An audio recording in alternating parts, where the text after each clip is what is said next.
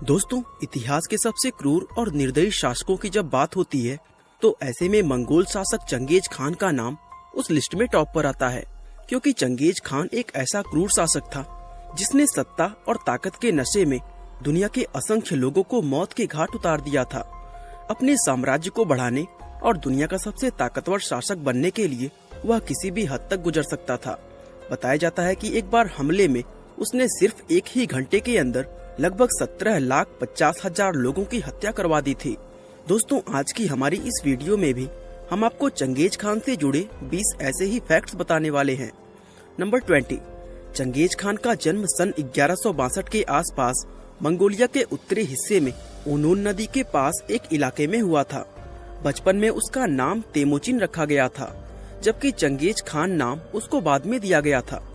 Genghis Khan की माता का नाम होयलन और पिता का नाम येसुजेई था, जो कियात कबीले का मुखिया था। परिवार में माता पिता के अलावा उसके 3 सगे भाई, एक सगी बहन और 2 सौतेले भाई भी थे। बताया जाता है कि चंगेज खान की दाईं हथेली पर एक पैदाइशी खून का धब्बा बना हुआ था, जिसको उसकी क्रूरता की निशानी माना जाता था। फैक्ट नंबर 19, चंगेज खान के पिता येसुजेई ने सिर्फ 9 साल की उम्र में ही उसकी शादी बुर्ते नाम की एक लड़की से करवा दी, जिसकी उम्र सिर्फ 10 साल थी। शादी के 3 साल बाद जब चंगेज की उम्र 12 साल हुई, तब उसके कबीले के दुश्मनों ने उसकी पत्नी बुर्ते का अपहरण कर लिया था। पत्नी के अपहरण का चंगेज पर बहुत गहरा असर पड़ा और उसको छुड़ाने के लिए उसने कई लड़ाइयाँ लड़ी थी। इस लड़ाई में उसके चाचा ओंग खान और सगे भाई जमुका ने उसका साथ दिया था। इस तरह दोस्तों, सिर्फ 13 साल की उम्र में ही चंगेज के हत्यारा बनने का सफर शुरू हुआ था। फैक्ट नंबर 18, चंगेज खान का भाई जमुका शुरुआत में तो उसके साथ था, लेकिन पिता की हत्या होने के बाद वह उसका दुश्मन बन गया। इसके बाद चंगेज ने अपने भाई के खिलाफ लड़ाई लड़ी और उसको हरा दिया। बताया जाता है कि चंगेज ने सिर्फ 13 साल की उम्र में अपने सगे भाई जमुका की हत्या खुद अपने हाथों से किया था। जमुका को हराने के बाद चंगेज खान ने मंगोलियन कबीलों को अपने अंडर में लेने का अभियान चलाया। इसके बाद उसने धीरे धीरे मंगोलिया से लेकर यूरोप व एशिया के कई हिस्सों पर आक्रमण करके अपना विशाल साम्राज्य स्थापित कर लिया था। फैक्ट नंबर 17, चंगेज खान का नाम सुनकर बहुत से लोगों को ये गलत फहमी होती है कि वो एक मुस्लिम शासक था, लेकिन दोस्तों असल में ऐसा नहीं है। जैसा कि हमने वीडियो की शुरुआत में आपको बताया था कि उसका शुरुआती नाम तेमुचिन रखा गया था, जबकि चंगेज खान नाम उसको बाद में दिया गया। तेमुचिन मंगोलियन भाषा का एक शब्द है जिसका मतलब हिंदी भाषा में लोहार होता है। तेमुचिन को चंगेज नाम ही क्यों दिया गया, इसको लेकर अलग अलग इतिहासकारों द्वारा अलग अलग बातें बताई जाती हैं। एक थ्योरी में बताया गया है कि चंगेज नाम मंगोलियन भाषा के शब्द चिंगिस से निकला है, जिसका मतलब यूनिवर्सल होता है। और खान शब्द की अगर बात करें तो उस समय ये मंगोलियन भाषा का एक ट्रेडिशनल टाइटल होता था। दरअसल मंगोलियन भाषा में खान शब्द का मतलब शासक होता है और ये टाइटल मंगोलियन कबीले के सरदारों को दिया जाता था।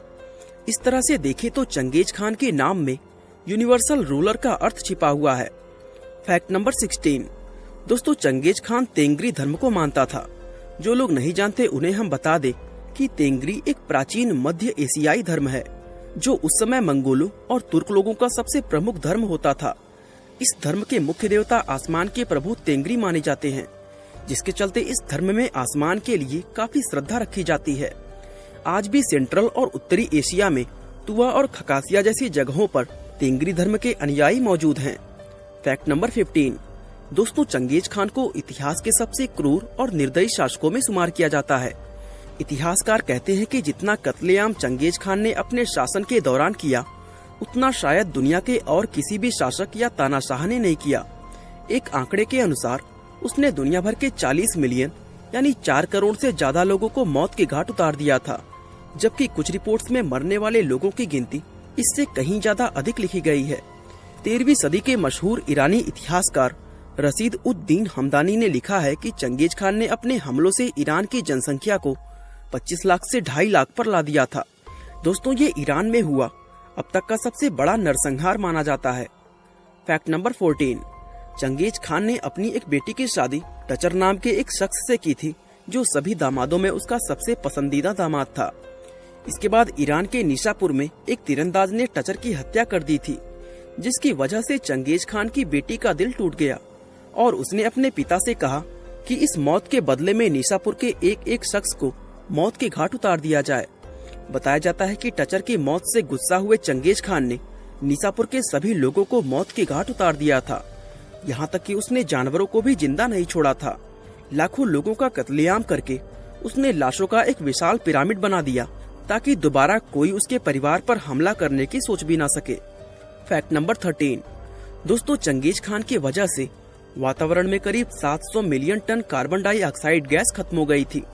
दरअसल उसने हजारों गांवों, कस्बों और शहरों को पूरी तरह तबाह कर दिया था, जिसके चलते उन जगहों पर भी जंगल उग गया जहां एक समय लोगों की बस्तियां और शहर हुआ करते थे।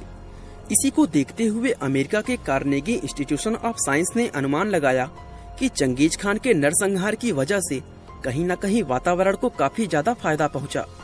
Fact number 12।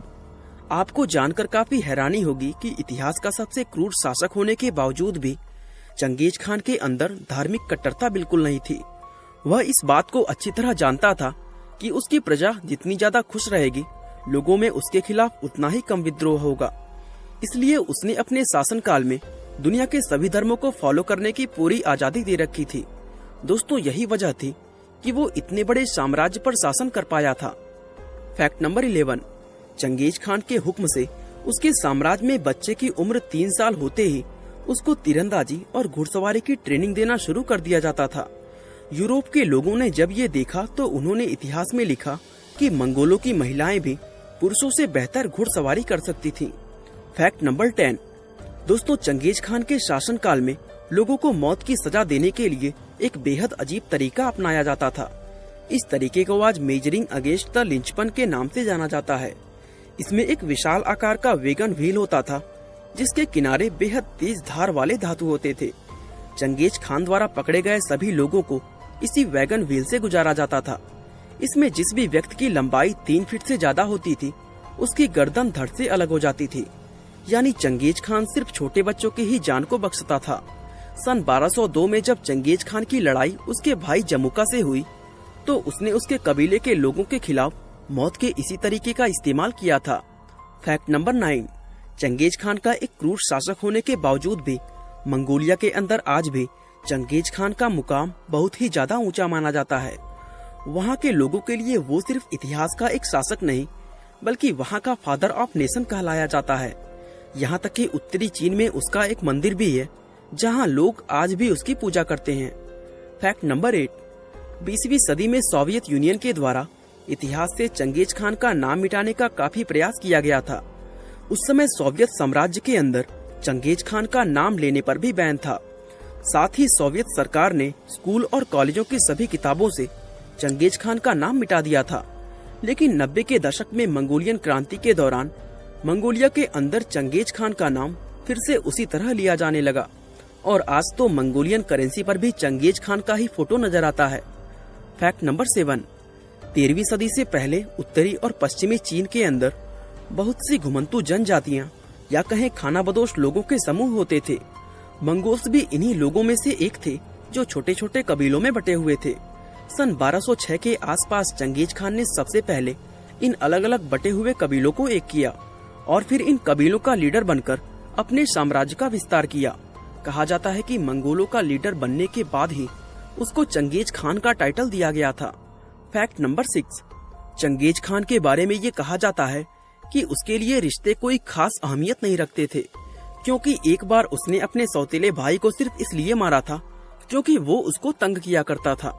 चंगेज के इस सौतेले भाई का नाम विक्टर था। विक्टर बचपन से ही चंगेज को परेशान करता था।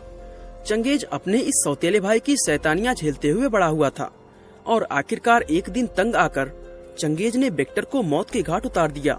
दोस्तों, उस समय चंगेज खान की उम्र सिर्फ 14 साल थी। Fact number 5। आपको जानकर हैरानी होगी कि दुनिया के दूसरे बड़े शासकों की तरह ही चंगेज खान की भी 500 से ज्यादा बीवियां थीं। दरअसल उसका ये मानना था कि आदमी की ताकत का अंदाजा उसके पीछे पैदा हुए औलादों से लगाया जाता है। चंगेज खान के कुल कितने बच्चे थे, इसको लेकर इतिहासकारों में आज भी मतभेद है। हालांकि कुछ एक्सपर्ट्स ये मानते हैं कि चंगेज खान की औलादों की गिनती सैकड़ों में थी। Fact number 4।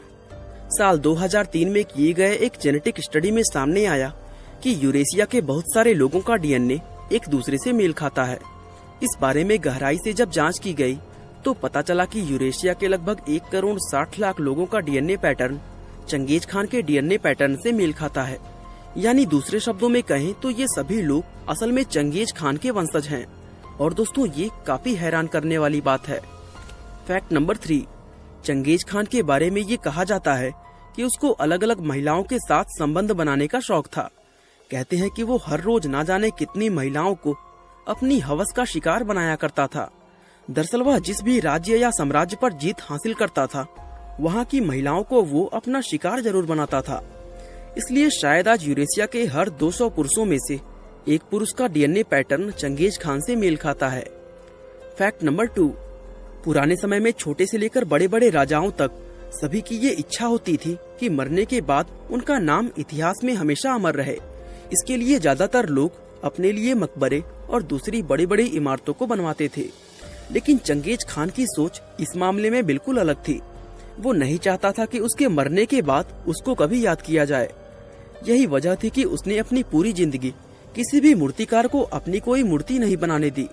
यहाँ तक कि उसकी पहली तस्वीर भी उसके मरने के बाद ही बनाई गई थी।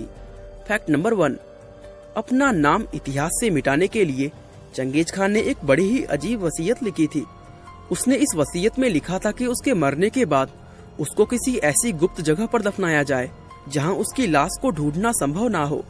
और साल 1227 में जब उसकी मृत्यु हुई तो उसके करीबी लोगों ने उसकी इस आखिरी ख्वाहिश को पूरा किया। आज चंगेज खान को मरे हुए लगभग 800 साल बीत चुके हैं, लेकिन दोस्तों आज तक उसकी कब्र को खोजा नहीं जा सका है। बाकी दोस्तों, आपका चंगेज खान के बारे में क्या कहना है, हमें कमेंट करके जरूर बताएं।